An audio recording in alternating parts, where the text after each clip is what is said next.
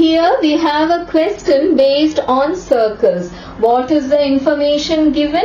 We have a diameter AB, then a tangent BC such that the diameter and the tangent meet at the point B. Then we are joining A and C so that it intersects the circle at a point D.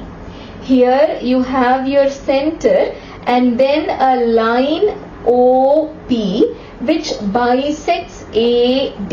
So your P bisects AD, and then the measure of this angle is given as 60. We need to find what is the measure of angle C. This is what we have to find. Now let us start with this information. It is given that OP, which means the line joining the center to the chord, bisects the chord. Then what do we know? It bisects it perpendicularly. Why is that? Do you remember the proof? I think we did it in the 8th standard or the 9th standard. What is the proof? How do we prove it?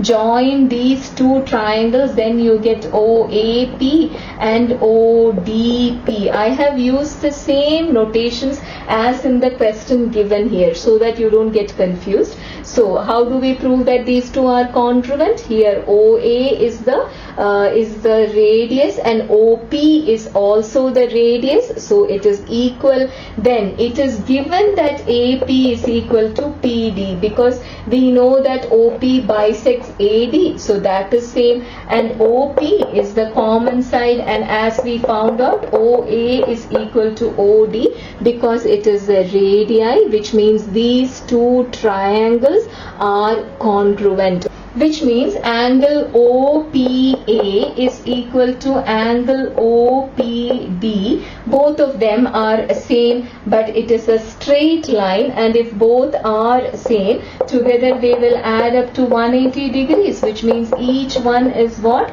90 degrees. So here we have OP, any line from the center, if it bisects, it will be perpendicular, and the other way also the proof is true. If it is perpendicular, it will bisect. So for now, what did we find out? This is perpendicular.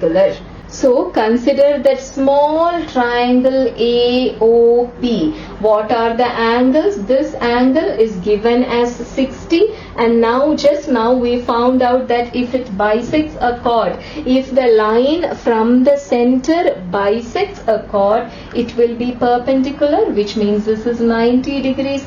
That means the third angle will be what? 90, 60. The third one will be 30. Now consider the bigger triangle, which is what? Triangle ABC. Why are we doing that? We know that this one here is 30, right? So we already know angle A is what? 30, and angle B is what? It is 90 degrees. Why is that?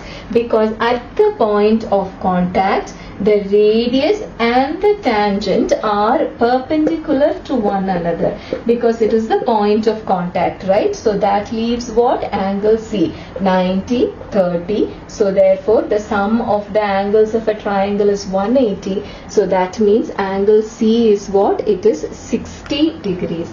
So that is the value that we are looking for.